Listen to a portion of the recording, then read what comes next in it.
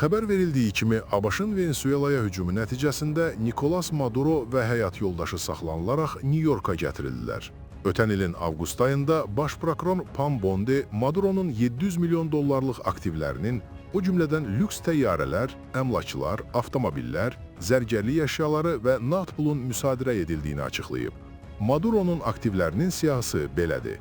Dassault Falcon 900X reaktiv təyyarəsi, Maduro'nun prezident təyyarəsi kimi istifadə etdiyi bu təyyarə 2024-cü ilin sentyabr ayında ABŞ tərəfindən Dominikan Respublikasında müsadirə edilərək Floridaya aparılıb.